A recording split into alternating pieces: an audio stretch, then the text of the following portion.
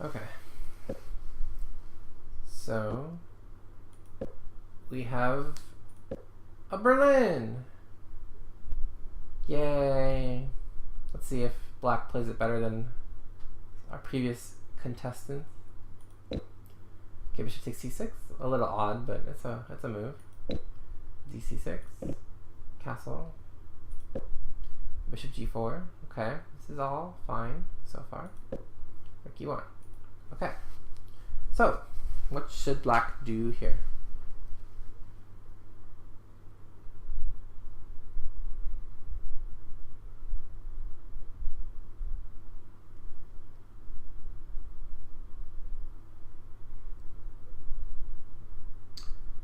Knight takes e4, f5, e4. What? Are you high? Knight takes e4, rook takes e4, f5, rook takes e5? I'm sorry? So yeah, we should develop this guy. That's a good idea, but where? But where?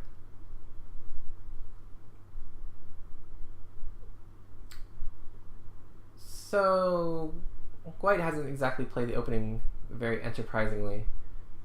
So we can actually be aggressive and play bishop c5. The idea is we would control this d4 square. Yeah, no reason not to. No reason not to, yeah. Okay, notice by the way, so why can't white win a pawn here? See if you guys are on your toes. Why can't white win a pawn here? And hopefully you guys know what I'm talking about.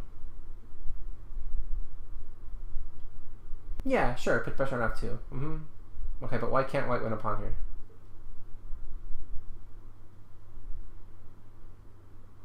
Queen d4 fork. Okay, so do you guys know what I'm talking about? So h3, bishop h5, g4, bishop g6, knight e4 is what I, or sorry, knight e5 is what I mean. So why doesn't this win a pawn?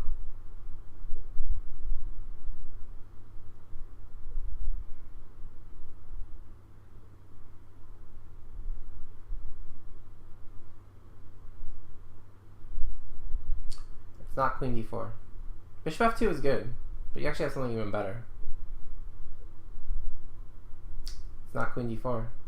No.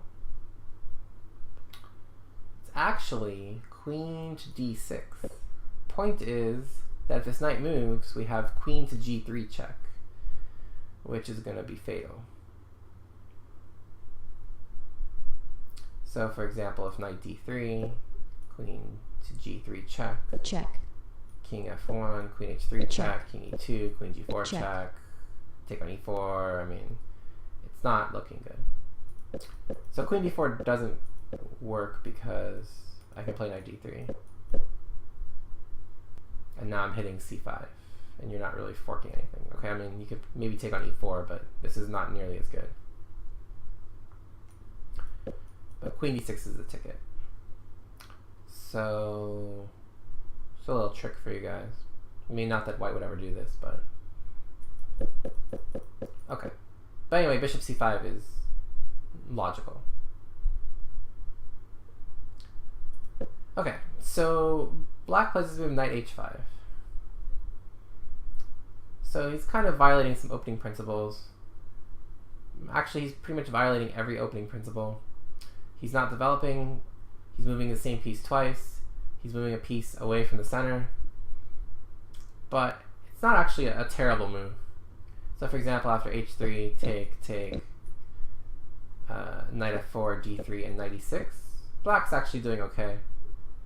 I mean, he's just going to play bishop e7 and castle next. His knight has an outpost on d4 potentially. So it's not terrible. But it doesn't make as much sense as, say, bishop c5. So, I mean, obviously his idea is he wants to get his knight to f4, but okay. So knight c3, queen f6, which is a good move. So the idea is that white is being threatened by his pawn structure being ruined. So the idea is we just want to take here, and then if pawn takes, now the king is exposed, and this knight has a very happy home on f4, and if queen takes, then we trade queens, and again, we've done some damage structurally. Okay, so h3, take, take, take, take, all good. So black is probably just better here. Knight f4. Okay. So as white here, what should white play?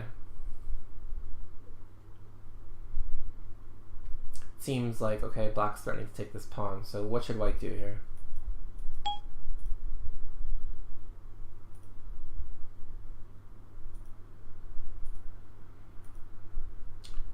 Yeah, so it seems to make the most sense to simply defend this pawn, right? King h2. But this is actually a mistake, because after bishop c5, the only way to defend this pawn is to either play knight d1 or rook f1. And if you play knight d1, I don't really see how you're getting your pieces out. So rook f1, and now all of a sudden your pieces are all kind of just not great. So actually the right move in this situation would be to play d4. And the idea is e takes d4. So if knight takes h3, it's simply king to g2. Or actually king to h2 here. And then if knight f4, you just take, and you're fine. But if take, then take, take, take, and castle. And okay, white's pawns are not great. Got Isolani's here, doubled here, Isolani's here, doubled here. But you're not down a pawn. And you know, black has double pawns too. So this is probably slightly better for black, but not disastrous. Okay, but after knight f4, white played d3, and now black simply won a pawn. Okay, so took. Okay, so black's just up a pawn. No doubt about it. White doesn't really have much compensation. Okay, so d4, bishop b4, e5. Castle, good to attack this guy. h5, good. Start getting your majority rolling, because he has a 4-on-2 majority on the king side, really. I mean 4-on-3, I guess if you count this guy, but he has a passed pawn here that he needs to get rolling. So this was good. Okay. So here you just want to kind of establish a pawn duo, a move like g5 maybe, and then with rook dg8 and g4 to follow. Also, you can take this guy whenever you want because it's pinned. But after king h3, rook h6 is a little weird, because I mean the rook actually is misplaced on h6, because you don't really ever want to double on the h file. Like, it doesn't really do anything for you.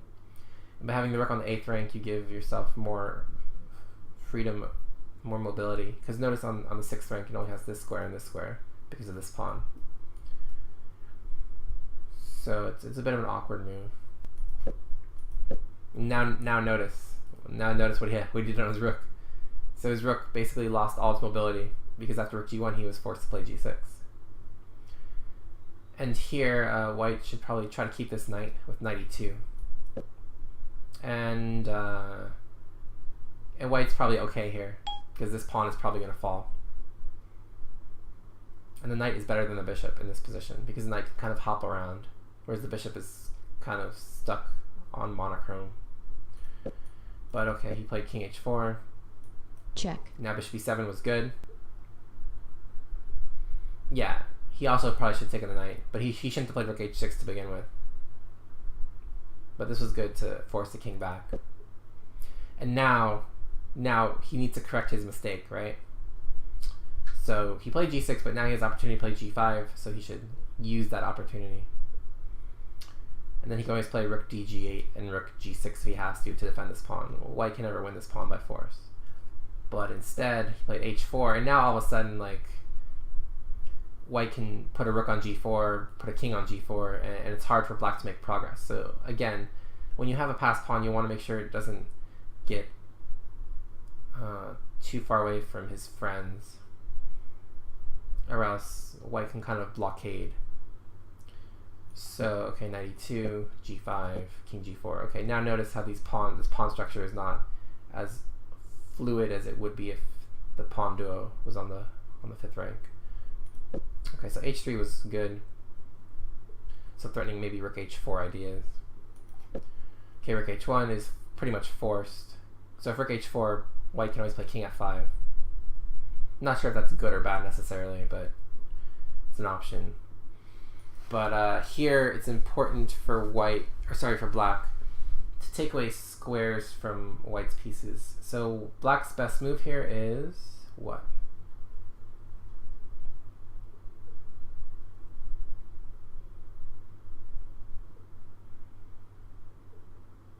Yeah, simply h2. So notice that this king is actually kind of stuck. This knight is actually kind of stuck as well. Can't even go back. And this rook is stuck. Because basically if I get a rook here, you'll never be able to move this h1 rook because I can just queen. So I'm kind of stalemating all your pieces. And now I can, maybe bring the king in, threaten mate here. A win shouldn't be far off. But more importantly, it saves this pawn.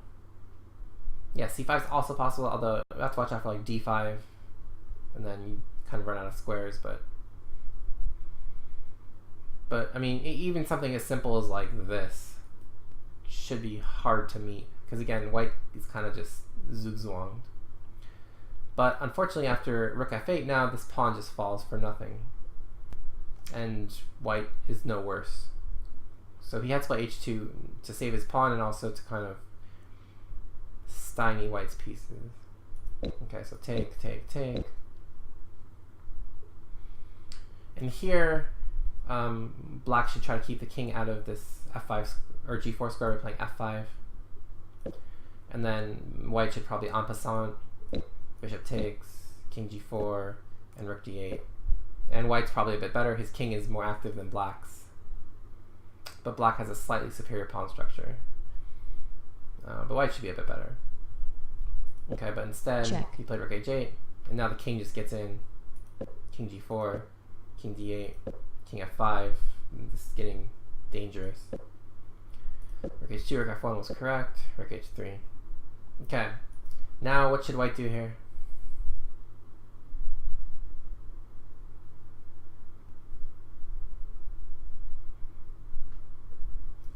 What should white do here?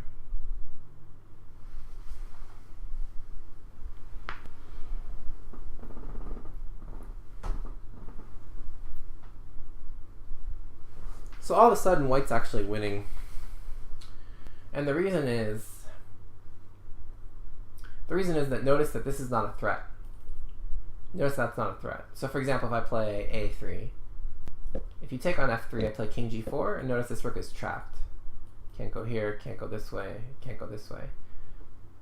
So the right idea in this position is to win this pawn.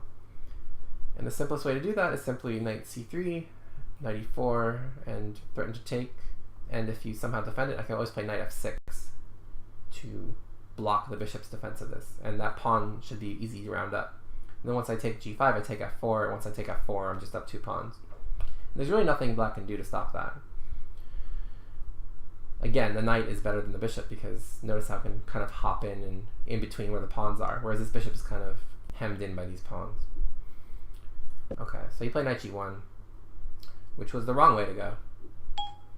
Because what should black play here?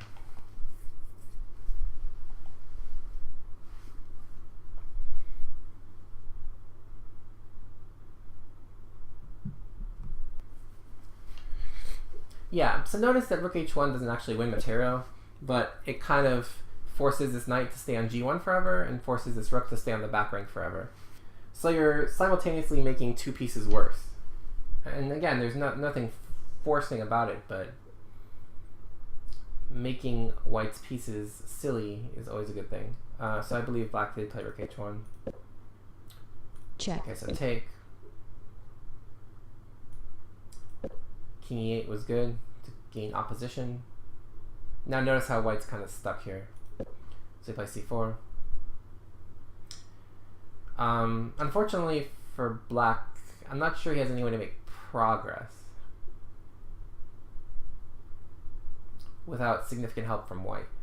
Because I mean, all white has to do is kind of just move his rook back and forth. And I'm not sure black has an actual plan to make progress.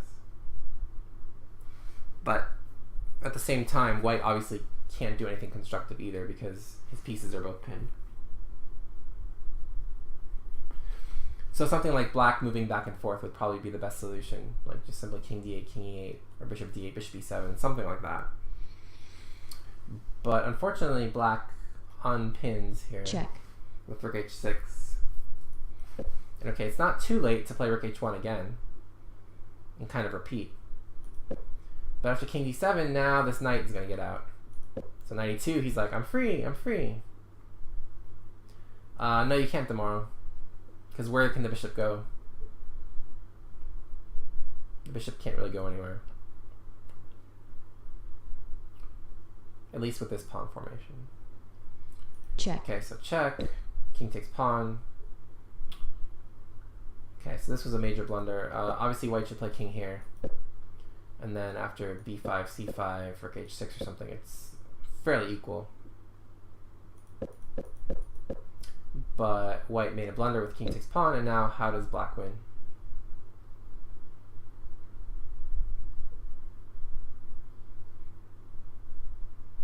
Right. So now there's a discovery. Wherever this rook goes, it'll be check. So we have to find a good place for this rook. And we can actually attack a piece. So rook e6. Check. Yeah, and this is pretty much over. I'll just show the end. Takes pawns, Check. takes Check. pawns. There's no danger here, by the way. The king is safe, and the bishop controls the queen square. So it looks dangerous, but there's nothing to fear. Check. Yeah, and now he can check, of course, but just king takes is fine. If rook moves, simply rook takes pawn. So nothing to fear. Check. Yep, so he tried to do a double check, but fortunately black can get out of it by removing the queen from the game. Check. And so another check, and after bishop e5 and queen, white resign. Okay. So black actually played fairly well, I'd say. I mean, the opening was a success for him. He won a pawn pretty quickly, but then he kind of lost the way a bit and allowed that h pawn to get too far. So don't throw away your advantages like that. It's not what you want to do. Okay, let's look at the next one. Okay, again from black's point of view. Let's see how this one transpired.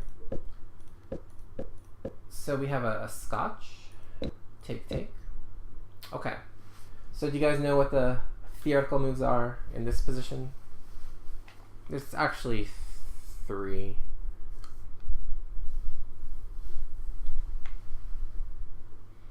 Yeah, so one main move is bishop c5. Another main move is knight to f6. And then bishop e4 is kind of a bit of a sideline and transposes after c3. Yeah, queen h4 is also possible, but that's another sideline. Okay. But in this position, black played this move. So why is this move not good?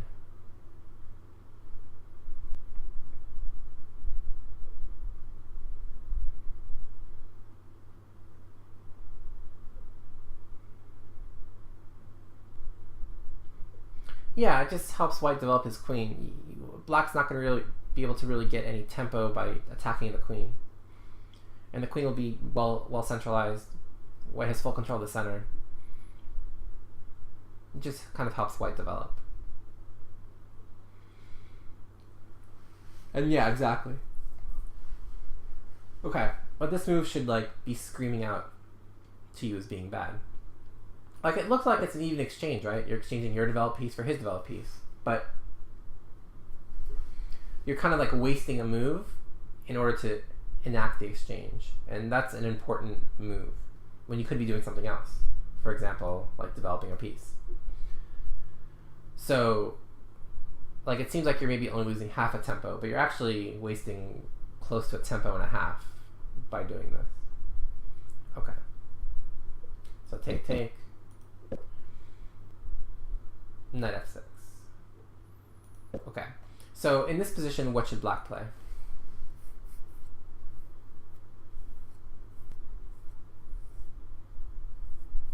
What should black play here? c5 is a bit much. You're weakening these two squares a lot because you have no e-pawn. So c5 is not what you want to do.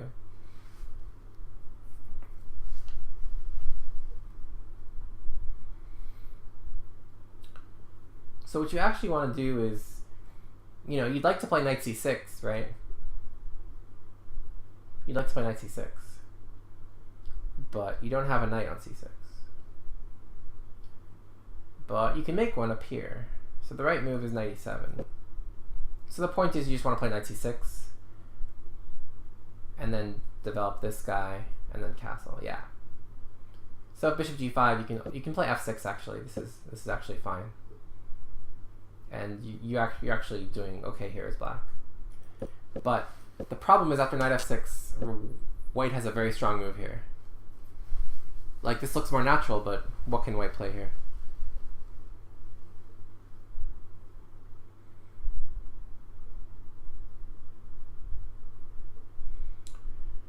Right, so white can play e5 here. And now this knight is running a bit short on squares. So probably relatively best would be c5. The point is you want to try to open up d5 for the knight. So queen e3, knight g5, queen e4, knight c7, knight c3. But notice that weakening these two squares has cost black. And now white's queen is even more centralized. This bishop can come to d3 or c4. This bishop can come to f4. This knight can start posing problems. So this is not good. Okay, but white played bishop g5, which is not as strong. Not as strong. d6 here? Yeah, you can.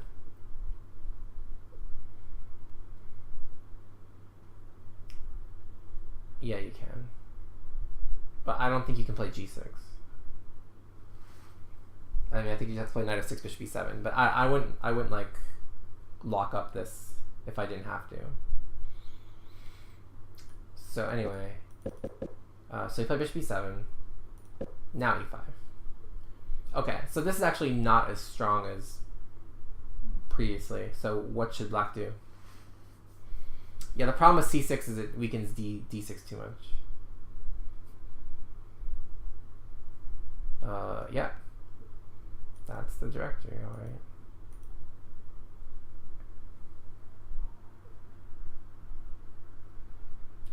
I'm the only one. Okay, so what does black have to play here? Yeah, so knight g8 is not good. Knight h5 is not good. You gotta play c5 here. Gotta play c5 here. So the point is, you fight for either of these two squares. And now the queen can't simultaneously cover both squares. And so, you know, if he plays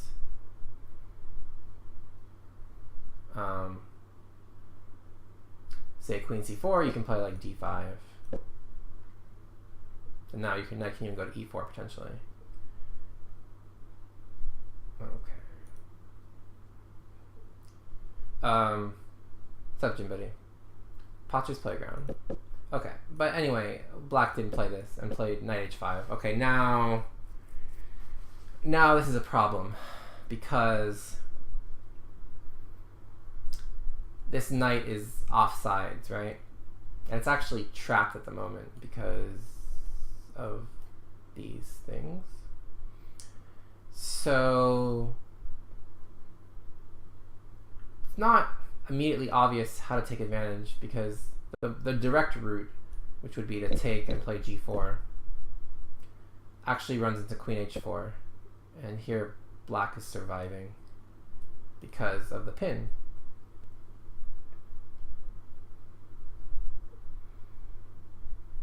So it doesn't quite work. And it's actually hard to alleviate this pin. Okay, but white took twice. And now here, simply best for white would be to play knight c3. And then after castle, just like bishop e2, queen g5, and now a move like b4, just to gain space. Or sorry, not b4, h4. to attack the queen, and then queen f4, rook d1, queen d4, rook d4. This is good for white. Because again, this d6 is hard to get in, and so this bishop is hard to develop. And also I'm attacking your knight, so you have to play like g6 or something. Okay, but anyway. White played bishop e2. Okay, queen g5. So now black has some ideas of maybe taking on g2, maybe playing queen c1. Also defending the knight. Okay, so what should white do here? Yeah, sorry about b4. That was just testing you guys.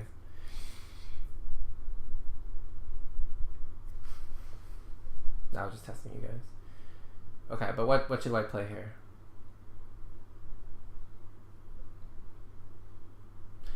So another byproduct of queen g5 is that this knight can come to f4. So we wanna not allow that. So for example, after castle knight f4, this is actually pretty good, right? It's actually pretty good. So you need to preempt that by playing g3 first. So you take away the attack on this pawn, and also you stop knight f4. And now you can castle. So for example, if queen c1, Check. bishop d1, d6, simple castle. And then if bishop h3, simply rook e1. And white's doing pretty well here. Because like pawn takes pawn check is a big threat. And this queen is kind of silly. This queen is doing a good job of kind of taking away its squares. But okay, white did castle. And now after knight f4, now suddenly black is fine again. Because this knight got back to the game and can always retreat to e6, which is a natural square. Okay, so bishop f3. Now do you guys see a cute idea for black? A cute idea?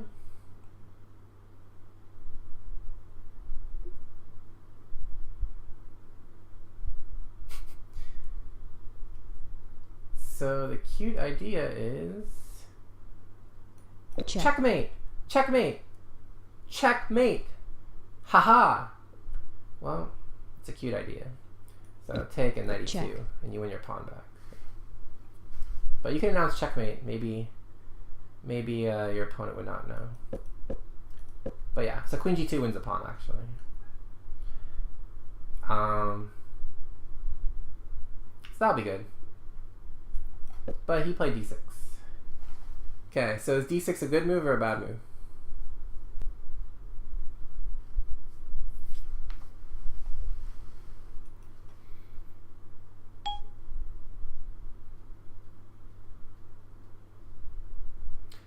Yeah, it's not good because you don't want to open up the center.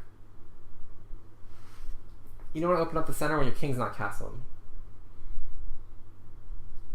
So, I mean, if black wasn't going to win the pawn with queen g2, he should at least castle and get safe first. But okay. He takes d6. So again, white still has, or black still has this queen takes g2 idea. Although it's not quite as good here, but it's still probably best. Okay. So he took back, which was not good. Now what should white play here?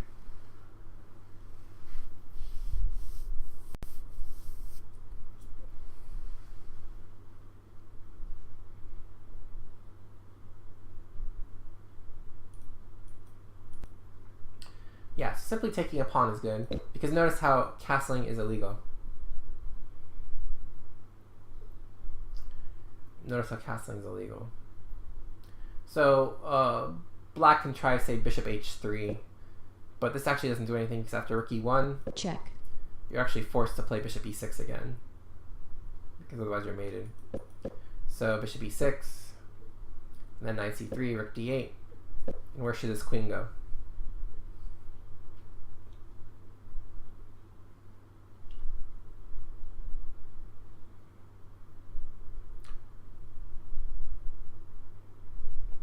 So you want to keep the queen under watchful eye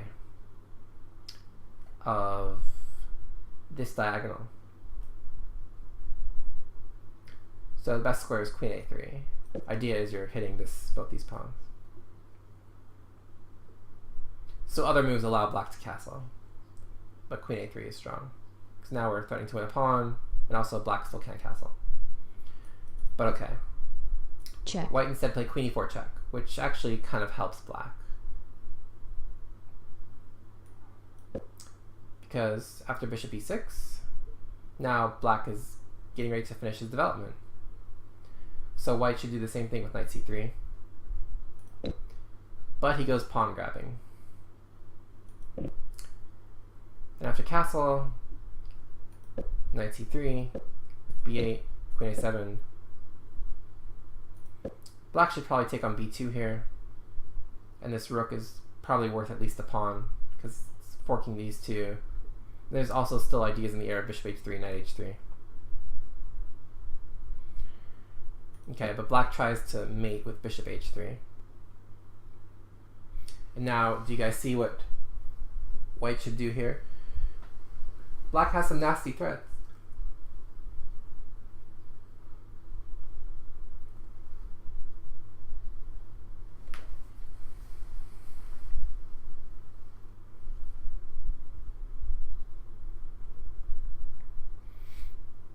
So bishop d5 loses. Knight e4 is good. Yeah, so knight e4, the point is, after knight e4, queen g6 to keep the pin. Now simply knight g3, yeah. So this maneuver forces a move like bishop g4. Then after queen e3, white's just up a pawn. Because this knight will have to move and then I can defend these pawns.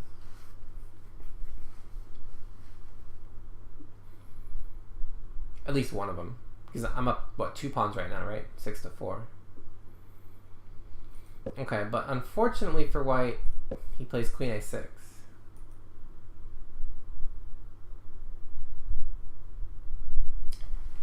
So what's the cleanest way for black to take advantage of queen a6?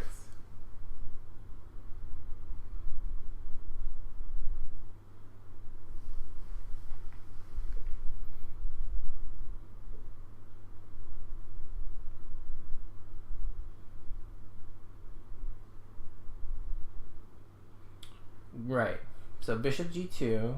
Okay, what if h4 now?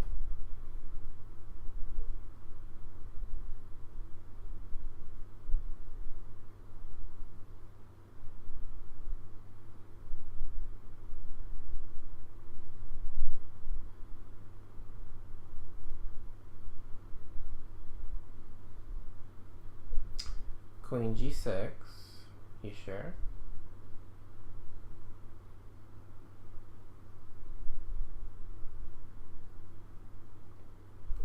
Bishop takes f3, don't forget, your queen's hanging. So you can't take on f3.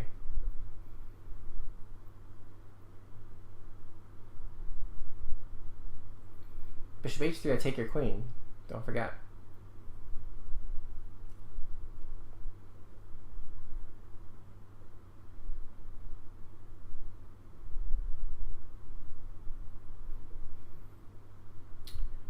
So actually, you can take. And the point is, if you take on g2, I play queen g5 again. Now I'm threatening mate. So the only way to stop it is to play queen to c6. And now we can disrupt the communication between the queen and the bishop by playing d5. Yeah. And so now white is forced to play this move. And then knight takes, and this is easily winning for black. So that's the way to do it. Okay, black played knight takes though. Okay, so how does white survive this? It looks bad. It looks bad. But how does white survive this?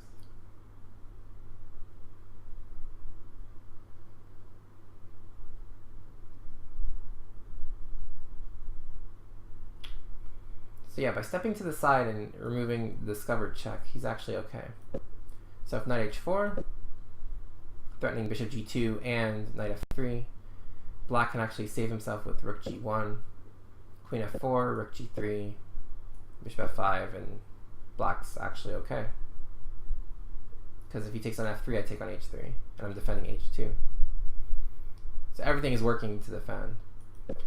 But, of course, white didn't play that and played queen takes d6, and now should be pretty simple. So, what's the move here? Not knight e3. Not knight e3.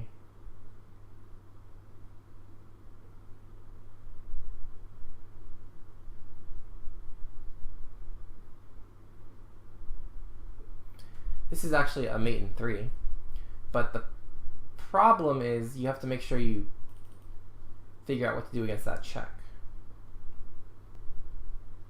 Or sorry, that block rather. So knight h4 doesn't work either. Knight h4, queen g3. I mean, you win material, sure, but you don't mate. Yeah, you gotta play knight f4. Knight f4. Check. So now there's no block. So king h1 forced. Now do you guys see the mate in 2? Hopefully you do. Mat in 2.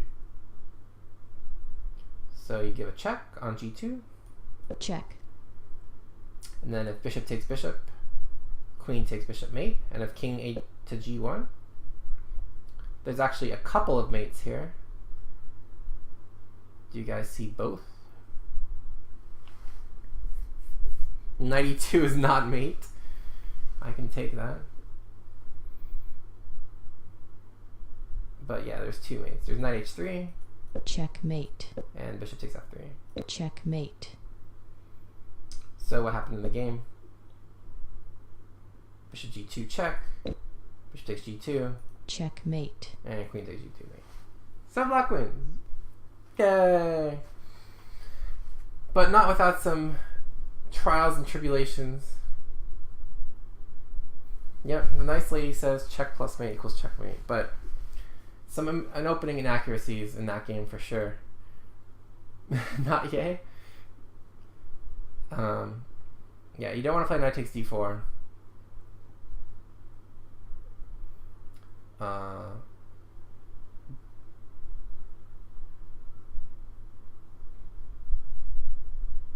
And white had some severe initiative later in the game.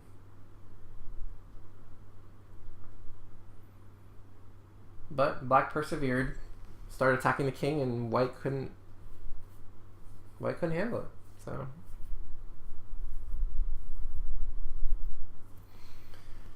there you guys go. Another episode of Patzer's Playground in the book.